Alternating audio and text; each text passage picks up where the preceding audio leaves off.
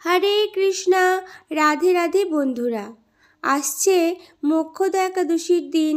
পারলে অবশ্যই এই পবিত্র একাদশী ব্রত মাহাত্ম্য কথা পাঠ বা শ্রবণ করুন।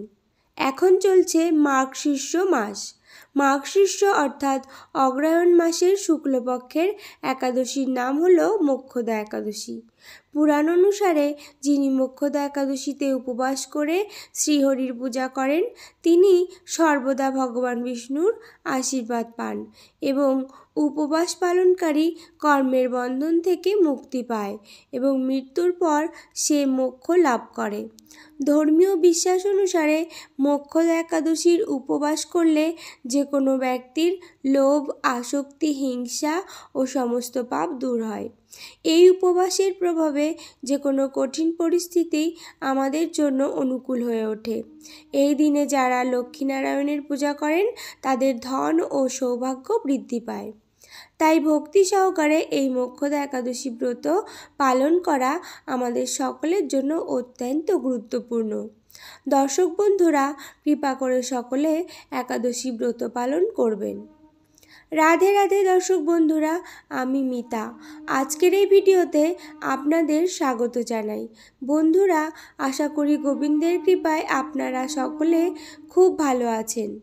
বন্ধু, আপনি যদি এই ভিডিওটি ইউটিউব থেকে দেখেন তাহলে চ্যানেলটিকে সাবস্ক্রাইব করে পাশে থাকা বেল আইকনটি ক্লিক করে যাবেন। আর যদি ফেসবুক পেজ থেকে দেখেন তাহলে পেজটি ফলো করে আমার পাশে থাকবেন। আর ভিডিওটি ভালো লাগলে লাইক করবেন আর কমেন্টে লিখবেন জয় রাধা গোবিন্দের জয়। এবং ভিডিওটি আপনার পরিচিত বন্ধুবান্ধব ও আত্মীয় স্বজনদের উদ্দেশ্যে শেয়ার করবেন এবং ভিডিওটি অবশ্যই শেষ পর্যন্ত দেখবেন। আজকের এই ভিডিওতে আমি মোক্ষদা একাদশী ব্রত মাহাত্ম্য ও সারা বিশ্বের পালনের সময়সূচি আপনাদের সাথে শেয়ার করব। দর্শক বন্ধুরা, আপনারা যারা একাদশী ব্রত পালন করতে পারেন না তাদের কাছে আমার বিনীত অনুরোধ, আপনারা কৃপা করে একবার হলেও এই মাহাত্ম্য কথা শ্রবণ করুন। একাদশী পালনের পূর্ণ ফল লাভ হবে। মোক্ষদা একাদশী। যুধিষ্ঠির বললেন, হে বিষ্ণু, আপনাকে আমি বন্দনা করি। আপনি ত্রিলোকের সুখদায়ক, বিশ্বেশ্বর, বিশ্বপালক ও পুরুষোত্তম। আমার একটি সংশয় আছে। অগ্রহায়ণ মাসের শুক্লপক্ষের যে একাদশী তার নাম কি, বিধি বা কি ও কোন দেবতা এই একাদশীতে পূজিত হন তা আমায় বলুন। শ্রীকৃষ্ণ বললেন, হে মহারাজ, আপনি উত্তম প্রশ্ন জিজ্ঞাসা করেছেন, যার মাধ্যমে আপনার যশ চতুর্দিকে বিস্তৃত হবে। এখন এই একাদশীর কথা আমি বর্ণনা করছি, যা শোনা মাত্রই বাজপেয় যজ্ঞের ফল লাভ হয়। অগ্রহায়ণ মাসের শুক্লপক্ষের এই একাদশী মোক্ষদা নামে পরিচিত। সর্বপাপনাশিনী ও ব্রত মধ্যে সর্বশ্রেষ্ঠা এই একাদশীর দেবতা শ্রী দামোদর। তুলসী মঞ্জরি, ধূপ, দীপ ইত্যাদি উপাচারে শাস্ত্রবিধি অনুসারে শ্রী দামোদরের পুজো করতে হবে। পূর্ববর্ণিত বিধি অনুসারে দশমী ও একাদশী পালন করতে হবে। এই উপবাস দিনে স্তব, স্তুতি, নৃত্য, গীত আদি সহ রাত্রি জাগরণ করা কর্তব্য। হে মহারাজ, প্রসঙ্গক্রমে একটি অলৌকিক কাহিনী আমি বলছি। মনোযোগ দিয়ে এই ইতিহাস শ্রবণ মাত্রই সর্বপাপ ক্ষয় হয়। যে পিতৃপুরুষেরা নিজ নিজ পাপে অধোজনি প্রাপ্ত হয়েছে সে এই ব্রত পালনের পুণ্য ফল বিন্দুমাত্র তাদেরকে দান করলে তারাও মুক্তি লাভের যোগ্য হন। কোনো এক সময় মনোরম চম্পকনগরে বৈখানস নামে এক রাজা ছিলেন। তিনি ছিলেন সমস্ত বৈষ্ণব সদ্গুণে বিভূষিত। প্রজাদের তিনি পুত্রের মতো পালন করতেন। তার রাজ্যে বহু বেদজ্ঞ ব্রাহ্মণ বাস করতেন। রাজ্যের সকলেই ছিল বেশ সমৃদ্ধশালী। একবার রাজা স্বপ্নে দেখলেন যে তার পিতা নরকে পতিত হয়েছেন। তা দেখে তিনি অত্যন্ত বিস্মিত হলেন। পরদিন ব্রাহ্মণদের ডেকে বলতে লাগলেন, হে ব্রাহ্মণগণ, গত রাত্রিতে স্বপ্নে নরক যাতনায় পিতাকে কষ্ট পেতে দেখে আমার হৃদয় বিদীর্ণ হচ্ছে। তিনি আমাকে লক্ষ্য করে বলতে লাগলেন, হে পুত্র, তুমি আমাকে নরক সমুদ্র থেকে উদ্ধার করো। তার সেই অবস্থা দেখে আমার অন্তরে সুখ নেই। আমার এই বিশাল রাজ্য, স্ত্রী, পুত্র কিছুতেই আমি শান্তি পাচ্ছি না। কি করি, কোথায় যাই, কিছুই বুঝতে উঠতে পারছি না। আমার পূর্বপুরুষেরা মুক্তি লাভ করতে পারেন এমন কোনো পুণ্যব্রত, তপস্যা ও যোগের কথা আমাকে উপদেশ করুন, আমি তা অনুষ্ঠান করব। আমার মতো পুত্র বর্তমান থাকা সত্ত্বেও যদি পিতামাতা পূর্বপুরুষেরা যদি নরক যন্ত্রণা ভোগ করতে থাকেন, তবে সে পুত্রের কি প্রয়োজন? ব্রাহ্মণগণ বললেন, হে মহারাজ, আপনার রাজ্যের কাছেই মহর্ষি পর্বত মুনির আশ্রম রয়েছে। তিনি ত্রিকালজ্ঞ, তার কাছে আপনার মুক্তির উপায় জানতে পারবেন। ব্রাহ্মণদের উপদেশ শ্রবণ করে মহাত্মা বৈখানস তাদের সঙ্গে নিয়ে সেই পর্বত মুনির আশ্রমে গমন করলেন।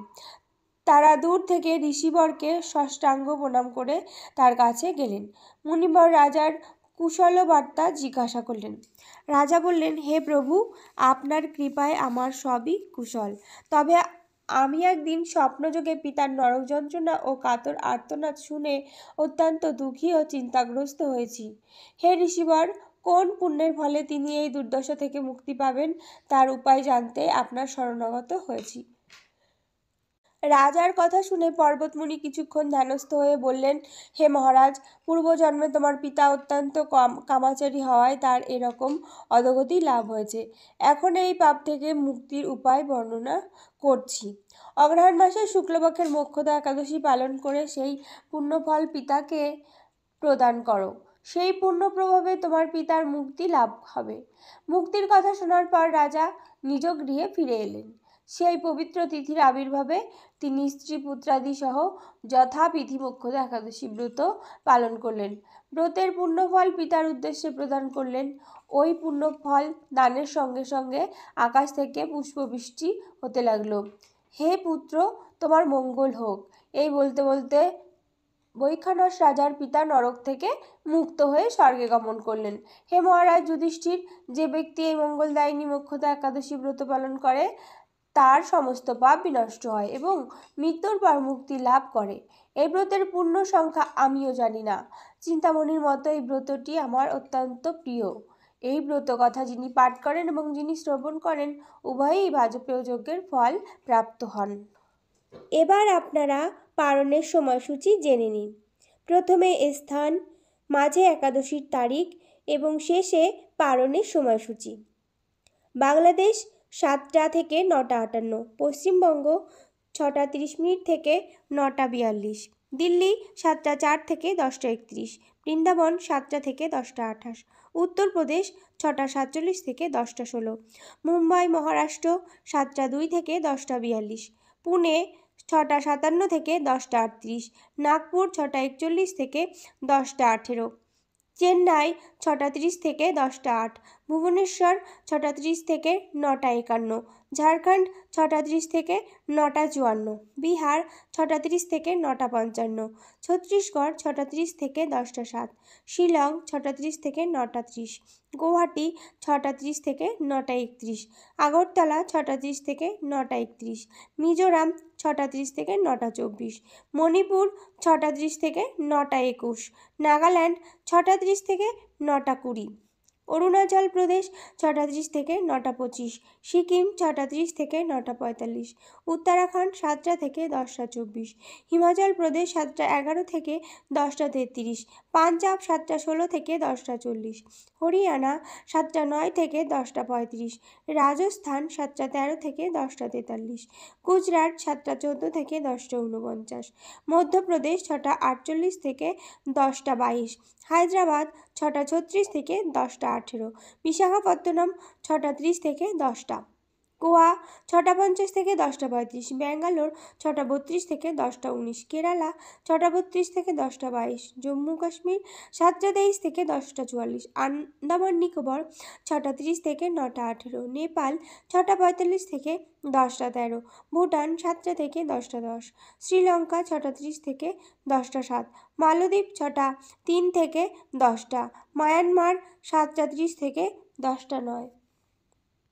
পাকিস্তান 7টা 3 থেকে 10টা 22, মালয়েশিয়া 7টা 9 থেকে 11টা 8, সিঙ্গাপুর 6টা 57 থেকে 10টা 58, ইন্দোনেশিয়া 5টা 32 থেকে 9টা 42, ব্রুনেই 6টা 19 থেকে 10টা 16, থাইল্যান্ড 6টা 32 থেকে 10টা 18, কম্বোডিয়া 6টা 10 থেকে 10টা, ভিয়েতনাম 6টা 24 থেকে 10টা 2, ফিলিপাইন 6টা 12 থেকে 9টা 57, ফিলিপাইন 6টা 12 থেকে 9টা 57, তাইওয়ান 6টা 30 থেকে 10টা 2, জাপান 6টা 42 থেকে 9টা 57, বেইজিং 7টা 27 থেকে 10টা 34, হংকং 6টা 53 থেকে 10টা 29, অস্ট্রেলিয়া 5টা 42 থেকে 10টা 32, নিউজিল্যান্ড 5টা 41 থেকে 5টা 58, দুবাই 6টা 56 থেকে 10টা 26, সৌদি আরব 6টা 28 থেকে 10টা, বাহরাইন 6টা 15 থেকে 9টা 46, কুয়েত 6টা 33 থেকে 9টা 58, কাতার 6টা 10 থেকে 9টা 41, ওমান 6টা 39 থেকে 10টা 13, জর্ডান 6টা 27 থেকে 9টা 49, লেবানন 6টা 33 থেকে 9টা 52, সাইপ্রাস 6টা 45 থেকে 10টা 2, রাশিয়া 8টা 50 থেকে 11টা 12, ফিনল্যান্ড 9টা 15 থেকে 11টা 14, সুইডেন 8টা 35 থেকে 10টা 39, নরওয়ে 9টা 10 থেকে 11টা 10, ডেনমার্ক 8টা 30 থেকে 10টা 52, ইউক্রেন 7টা 49 থেকে 10টা 31, গ্রিস 7টা 31 থেকে 10টা 43, রোমানিয়া 7টা 42 থেকে 10টা 40। দর্শক বন্ধুরা, আশা করি ভিডিওটি আপনাদের খুবই উপকারে আসবে। আর ভিডিওটি ভালো লাগলে লাইক করবেন আর কমেন্টে লিখবেন জয় রাধা গোবিন্দের জয়, এবং ভিডিওটি আপনার পরিচিত বন্ধু বান্ধব ও আত্মীয় স্বজনদের উদ্দেশ্যে শেয়ার করবেন। সকলেই ভালো থাকুন এবং সুস্থ থাকুন, এই কামনা রেখে আজকে এখানেই শেষ করলাম। নমস্কার, ধন্যবাদ। ঈশ্বর আপনার মঙ্গল করুক। জয় শ্রীকৃষ্ণ, রাধে রাধে।